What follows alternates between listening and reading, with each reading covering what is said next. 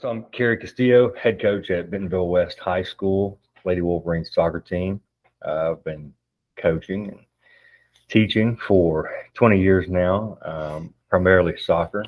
That's my specialty area, I would say. And joining on the show or collaborating on the show together, Captain Alan Thompson. Alan, I'll Hey let you guys, tell a little more about yourself. I'm a infantry officer, and I am a strength conditioning specialist as well. I've been a strength conditioning coach for over 20 years, and I've done a little bit of coaching myself, not nearly to the level of Coach Castillo here, but I mean the long and short of it is we're trying to build leaders, and that's kind of what this show is based around, is how to get the best out of your athletes. And we kind of come to the same conclusion that to build better players, you've got to build better people, and to do that, you need to instill the leadership characteristics and discipline into these athletes. And so that's what we're going to discuss a little bit today on the show, is becoming a mental monster, and how to get your athletes, your players, maybe even your children, to start expressing these different attributes. One of the things that we talked a little bit before our pre-show a little bit, I guess, was when you're working with your athletes, has it ever come to your has it ever just popped into your head that you as a leader, you are expressing different attributes and different skills, and these players are following you based on these, and you've probably seen that too, as well as in your leadership on the field. Those individuals are expressing specifically different attributes. But have you ever asked the other players what those attributes are? What is it that they're looking to follow? And so, Coach, I know that you've gone through some of this stuff. What have your athletes usually said that, well, this is what I look for in the leadership that I want to follow?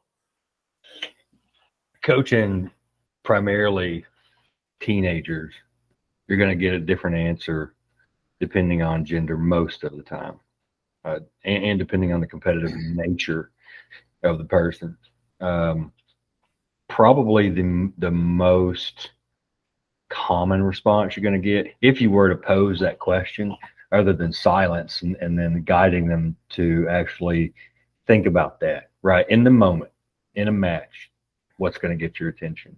That's really, you have to set the context for them. But you're going to be somebody that is going to listen to them, right, and make them feel valued. That kind of goes hand in hand. A leader that will lead by example, right? So in that moment in a game, and I pose this question to my captain applicants. I make my players apply to be a captain, and they have to come in, and they get a battery of scenario questions.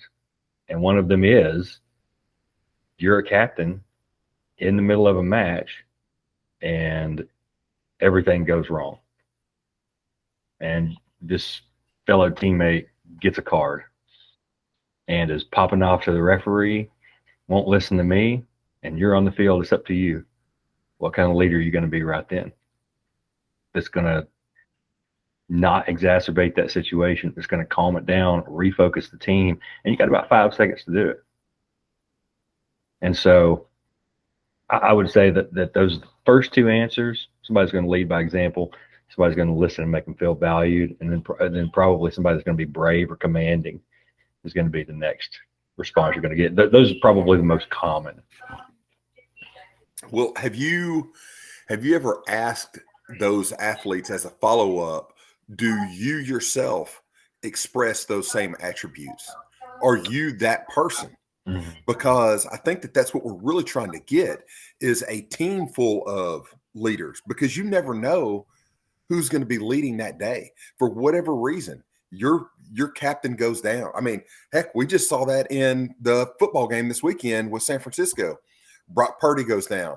They bring in Josh Johnson, and he goes down. Mm-hmm. So as these and there was a big drop off in leadership between those two guys. It almost looked like Josh Johnson was looking to another person to lead that game at that point, because I mean he struggled real hard right out of the gate, and man, he talked about getting thrown into a situation. I mean, he's been in the league for 15 years and has never played in a playoff game.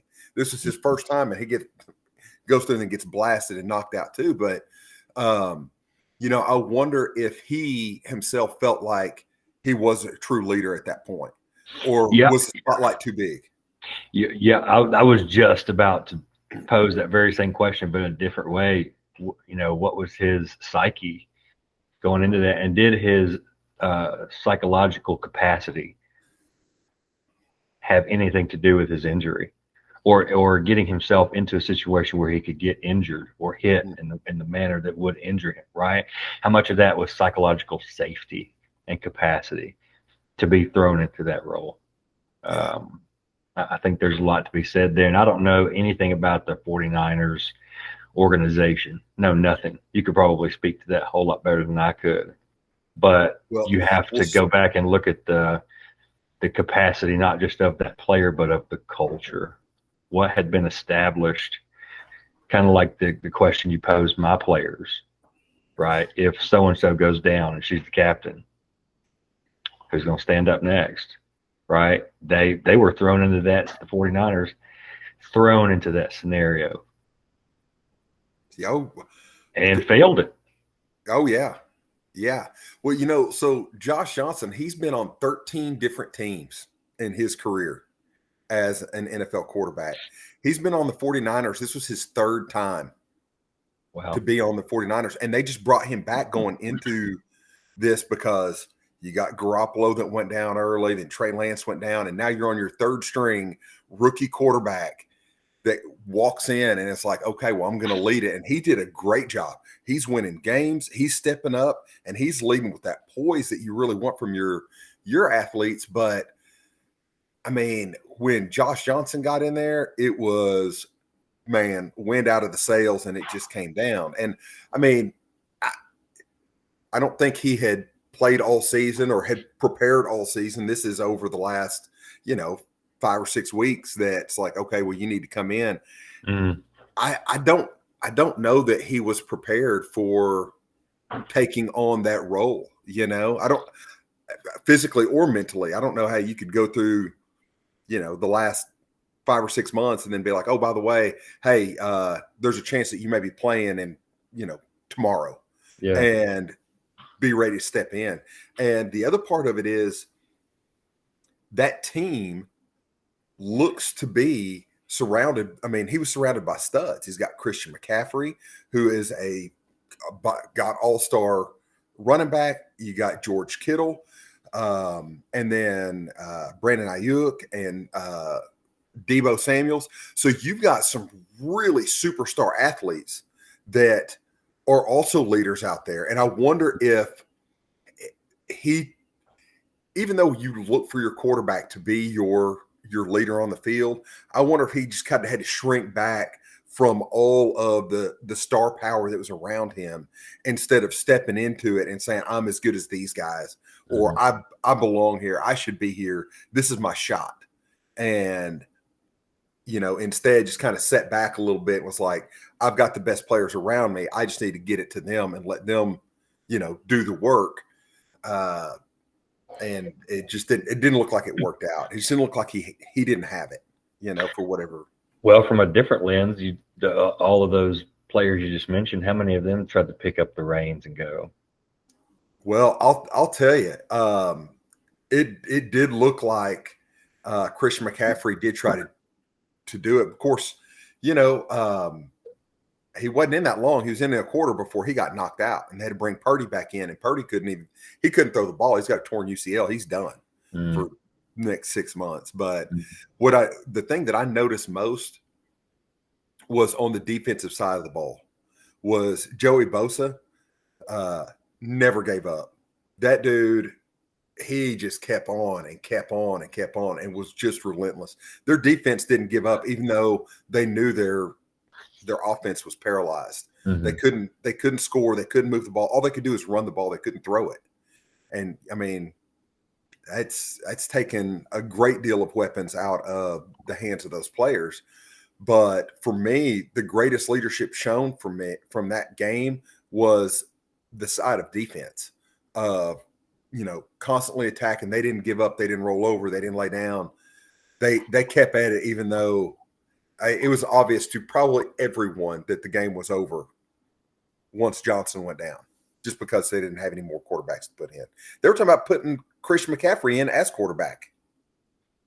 Run some Wildcat. And you know what? I don't know why Shanahan didn't do it. And got nothing to lose. Get somebody in there to throw the ball. Yeah. Just throw it, because if you can't throw it, you can't run it. Yeah. And if you can't run it, they're stacking the box. What are you going to do? I would have loved to have heard some of the sideline conversations. Yeah, agreed.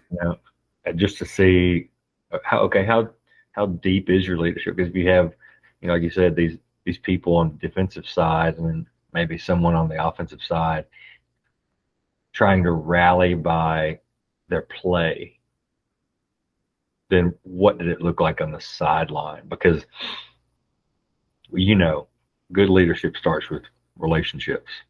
Oh yeah. So what did that look like on the sideline? What did that rallying cry look and sound like over there when the ball's not snapped? Man, that would have been super interesting. I don't know, but I definitely would have liked to hear what the leadership sounded like on trying to get those guys up. Right. I mean, exactly the question that you're posing to your guys or to your gals out there, that, hey, all right, so everything's going wrong. What do you do? Mm-hmm. Well, that's where the Niners were, because everything went wrong. Thank you for joining us at The Tribe Has Spoken. If you enjoyed Episode 1, Part 1, The Mental Monster, please subscribe to our YouTube channel at The Tribe Has Spoken, where you can catch the remaining episodes, as well as future shows, and continue your leadership pathway with us. Today I pray that you are growing into a transcending leader, loving and leading your people well, and that you are blessed. Until next time, The Tribe Has Spoken. Thank you.